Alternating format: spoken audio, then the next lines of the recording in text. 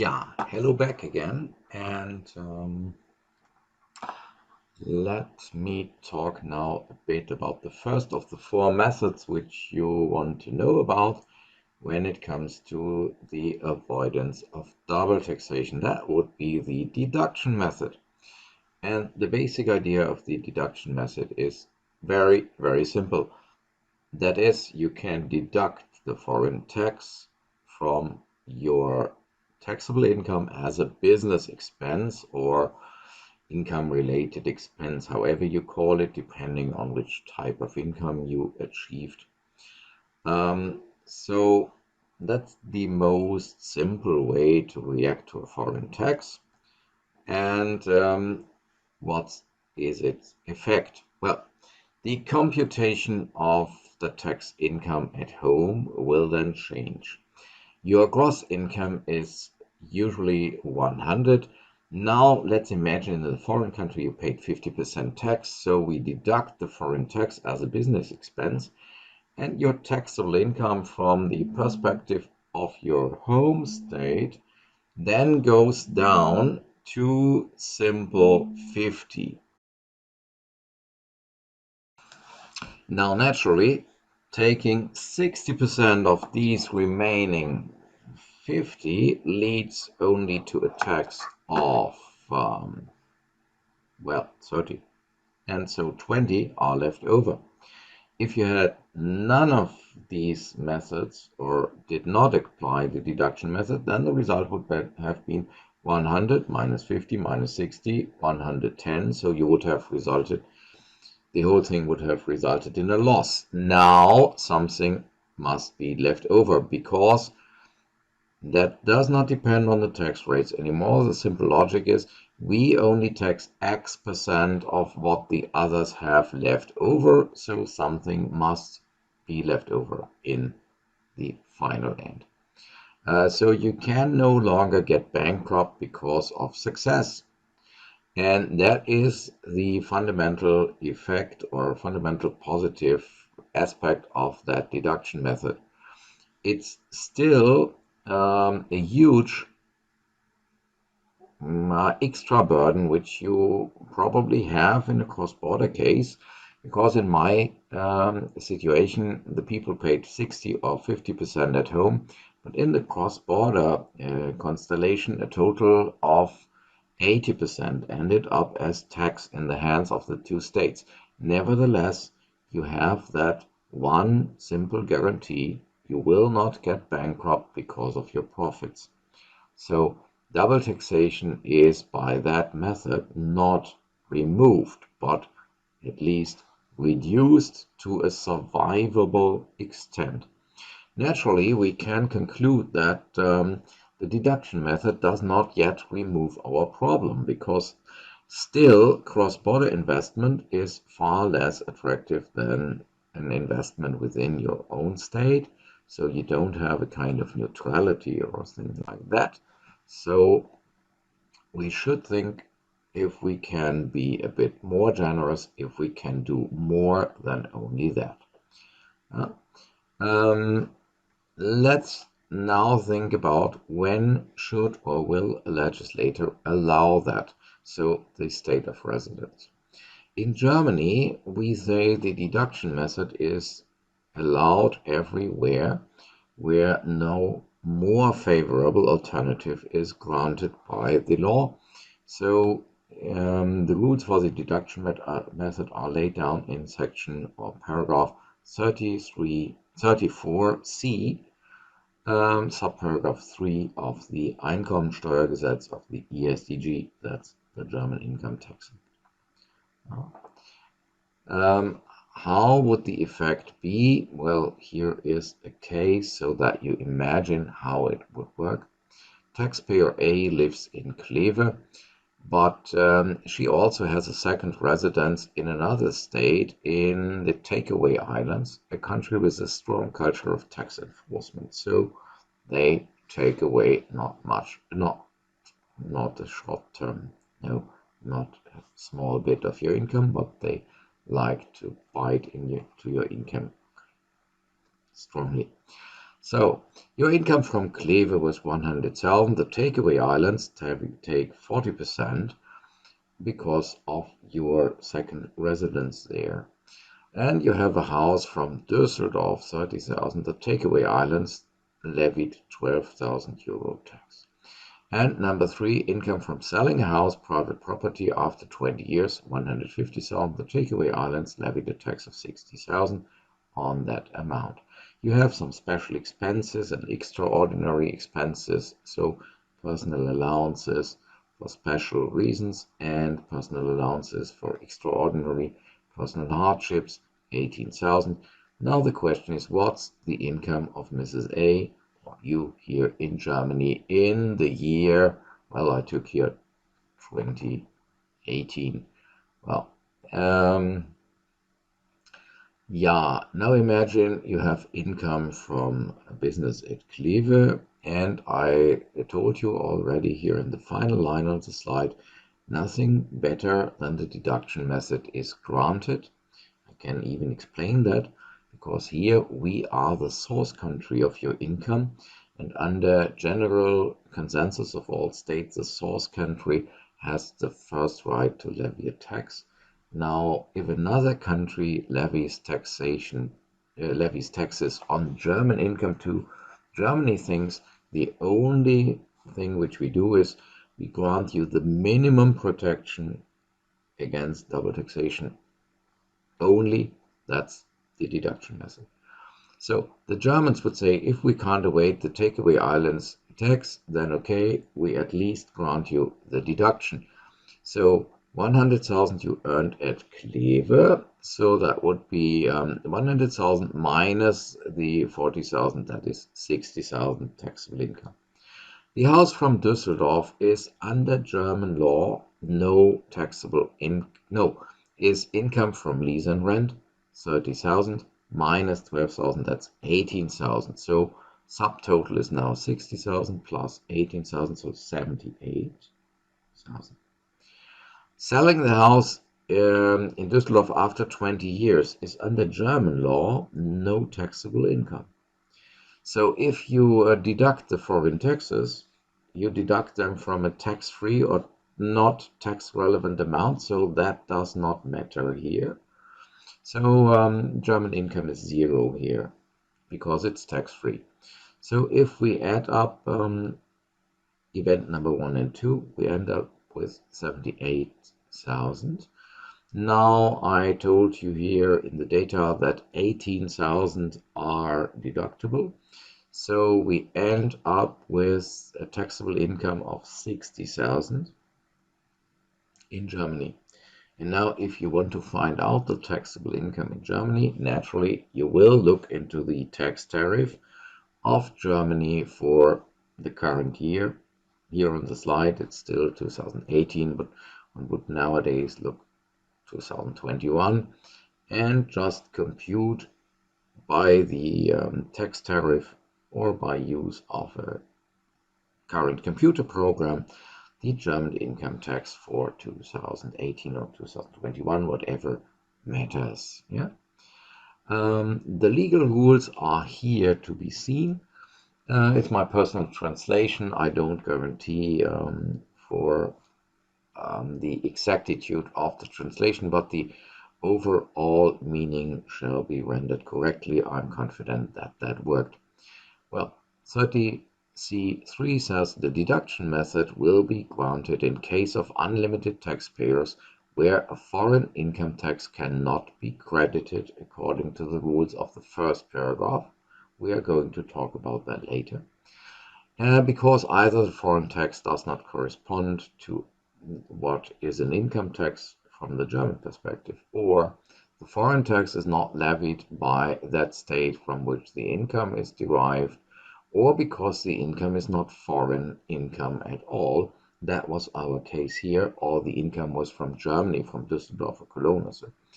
Then the tax, that amount of tax which has been properly assessed, paid, and been adjusted by any possible refund which could have been claimed abroad. So the tax which was really unavoidable That tax can be deducted as a business expense or income-related expense during the determination of the income as far as it relates to income which is really relevant for German tax law.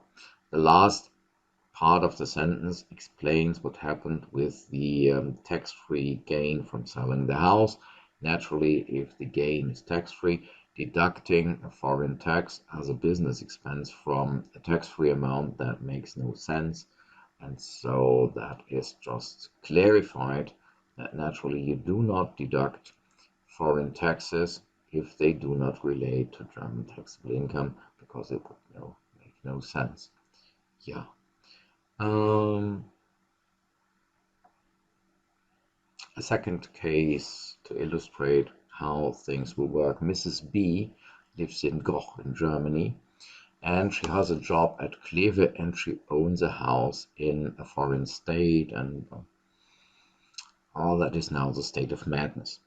Although many German politicians show a strong tendency to end up in the state of madness, there is not yet any international tax treaty between Germany and the state of madness, so that the unilateral rules of the ESDG, so section 43C, paragraph 3, on the softening, oh, no, that's not really English, relief of double taxation have to be applied.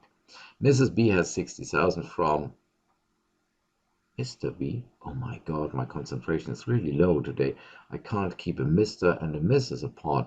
So Mr. B has 60,000 from his job at Kleve, 20,000 from a house in the state of madness, special expenses and so on, where 10,000 euro in the state of madness, a wealth tax of 1,500 euro was levied on the value of the house. What's the solution? Well, 60,000 from the job at Kleve, taxable income from Germany, that's not foreign. So if the state of madness had levied a tax on that income, we could only deduct it. 20,000 from the house in the state of madness, that would be foreign income. If they levied a tax, we could later use the credit method, but evidently under my case data, they didn't levy an income tax at all.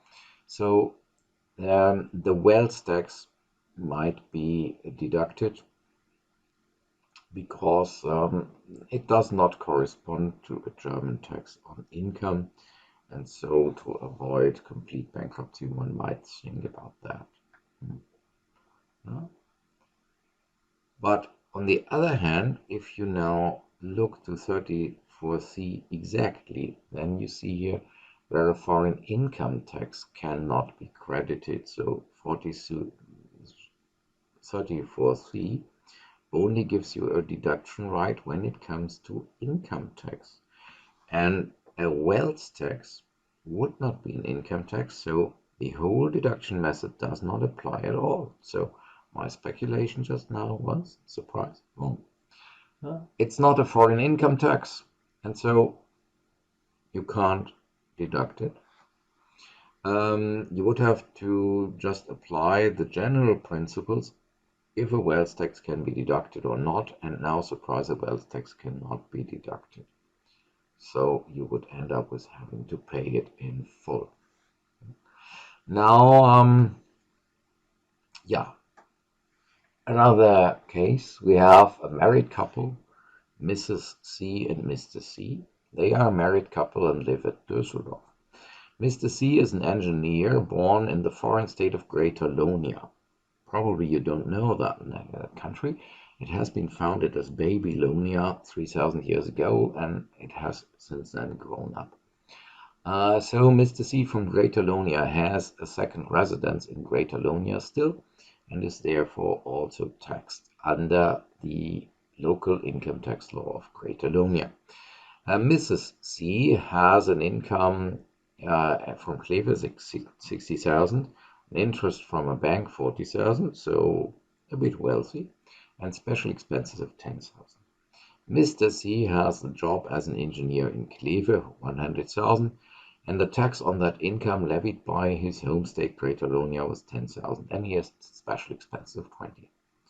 The German income tax for this couple this year would be computed as follows. Mrs. C has 60,000, 40,000 minus 10, 90,000 euro. Mr. C has 100,000, but the foreign tax of Greater Lunia can be deducted as income-related expense. So he also has 90,000. Special expenses of 20 can be deducted, so he ends up with 70,000. Now, a married couple under German law is always taxed in the way that the income of both of them is added up together. So we have 90 plus 70 is 160. Then we divide it by 2 to get the information what their average income is. So that would be 80,000 here. And so the German income tax for the two of them is simply to be obtained by looking for the income tax for a single person of 80,000 and then taking that income tax twice. So both of them are taxed on a wealth level of 80,000 because that is what in the average they have. Okay. And naturally, in a concrete case, we would now have to apply the tax tariff for a given year or for the current year, but we don't do this just now because this video is to remain on the internet for a longer time probably, and the tax tariff changes every individual year. Probably it will, if there is not a major tax reform on the way, there would be 42% of 80,000 minus a correction factor for those parts which are not fully taxed with 42%, and then what comes out is taken twice. This is just a good occasion to remind you of the taxation of married couples in Germany. Married couples here always can choose so-called joint assessment. That's exactly what I told you just now. They are taxed on the basis of their average income, so everything they have is added up, then divided by 2. So you tax a married couple on the average wealth which both of them have. That leads to a fair progression. They also can choose a single assessment if they want, then they are treated as if they were unmarried, but as joint assessment is usually more positive. Joint assessment is always applied if they don't deliberately opt out of this. You can find that in paragraph 26, subparagraph or section 3 ESTG. Yeah, it also works naturally with a GmbH. So to illustrate that, we have here E GmbH, which has its statutory seat. That would be what English people know under registered office. So the official address at Kleve in Germany, but it's managed from offices in the foreign state of Boni.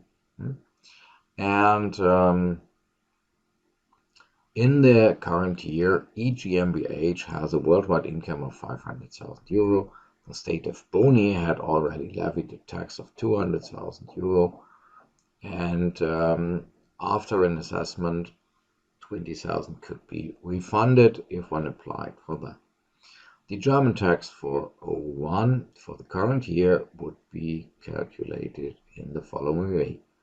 If we have nothing better available, then 500,000 is the taxable income. You can deduct the foreign tax, but only the amount which cannot be reduced by applications for refund and so. So we can only deduct 180,000 euro as a business expense. So from the German perspective, a taxable income of 320,000 is left over. And now, surprise, we don't apply the income tax tariff to that because income tax is only applied to natural persons. So we apply instead the corporation tax rate, that would be 15%. And 15% of 320,000 is a nice 48,000 euro. Um, Trade tax might come on top. That would now depend on the local tax rate of Kleve. You remember, trade tax was computed as taking the profit, that would here be 320,000, times 3.5%, and then times the local tax multiplier of the city of Kleve. I believe that's approximately 417 or 420% at the moment. So you would perhaps also have to compute that if you want to know your full financial burdens. But as trade tax is based on the profit which results from corporation tax or income tax, the deduction method would also indirectly apply to trade tax. So no worry, also there, double taxation is reduced by that method. Yeah. Just to clarify that where you can find that, here the slide shows you that for crediting foreign tax which corresponds in its nature to German corporation tax, and for taking into account other tax reliefs referring to foreign income, the foreign rules are to be applied accordingly, if not otherwise provided by sentence 2 in paragraph 2. In case of unlimited tax liability under corporation tax, section 34C, paragraph 1 to 3 and 50D 10 ESTG, and in case of limited tax liability, some other rules have to be applied for corporation tax accordingly. And well, that helps a bit because that was our paragraph on the deduction method, and so that also applies accordingly. Good. So the most simple and basic rule how you can avoid double taxation, but also the most unattractive ones, because there are other ones where you save more money, where the discount or rebate is bigger. That is simple, the deduction method. And the general rule where it applies is, well, only where nothing better is offered, so where neither the exemption method nor the credit method can be applied. Frequent example where that will be the case under German legislation is if a foreign state taxes German income of a German taxpayer, or if a foreign state taxes income from a German taxpayer from another foreign state, because then Germany thinks, well, they are not the source country, why should they levy a tax? We are not going to be very generous on that. We only protect our taxpayer then against bankruptcy, but we don't think that state A should tax income from state B. And if such a constellation arises, we think the taxpayer should have been able to avoid it, or state B does some stuff which we don't think legitimate, either the one or the other constellation. And so we think we are not going to be very generous with these constellations. Good. Well, that was already the deduction method, and the next method, deduction, credit, exemption, lump sum. The next one will be the credit method, and I think, ladies and gentlemen, after that has been 20 minutes again, the credit method is a good topic for another small video next time. So let's again have a stop here and reserve the credit method as a topic for next time. Thanks for watching. Hope to see you soon again. Would be really happy if you show up again for the next video. And